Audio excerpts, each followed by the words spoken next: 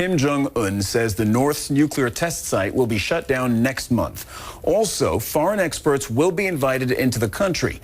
And the North Korean leader reportedly says he is not the kind of person to fire nuclear weapons at South Korea or the United States. All of these potentially major developments.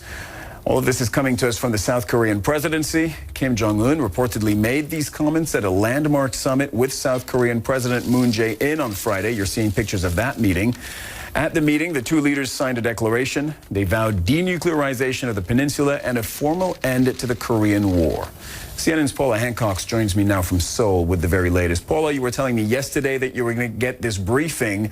Now you've just coming back to us from the South Korean presidency, and you're finding out more details about what was promised at the summit. That's right, Cyril, yes. The main headlines really to take away from this is that Kim Jong Un has said that he's going to shut down the nuclear facility in May.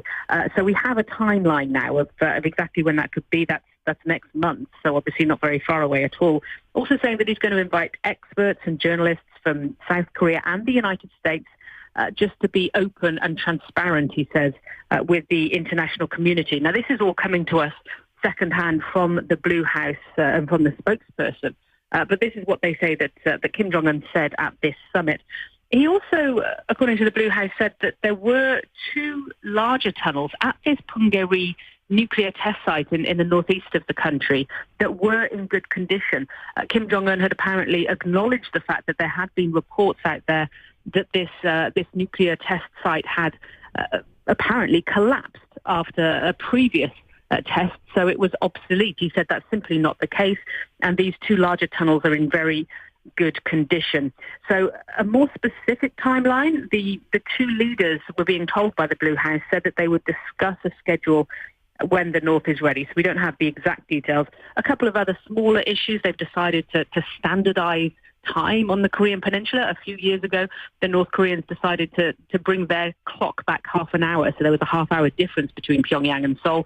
That's now going to be standardized to the time that Seoul's on as well. And another interesting thing, just to mention, apparently Kim Jong-un did say, "I assure you there will never be a use of military force," so insisting to the South Korean president there wouldn't be a second Korean war. Cyril?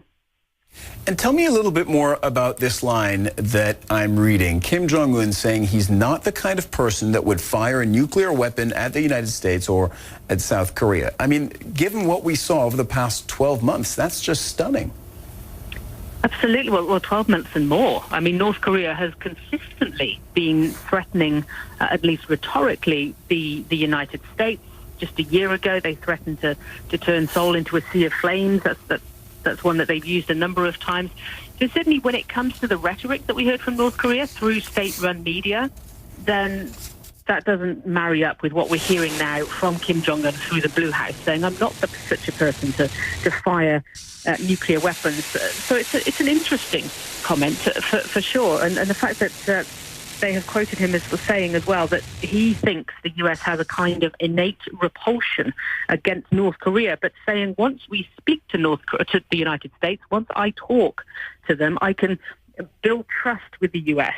We can meet often, and I can promise the ending of war and non-aggression. So he's looking towards the meeting with Donald Trump there, which we're expecting next month, potentially early June, saying that he doesn't actually think that will be a one-off, that they could meet more often, that there does have to be trust built between the US and North Korea. So yes, what we're hearing, and certainly what we saw on Friday, is a very different story to what we've been hearing over the past few years.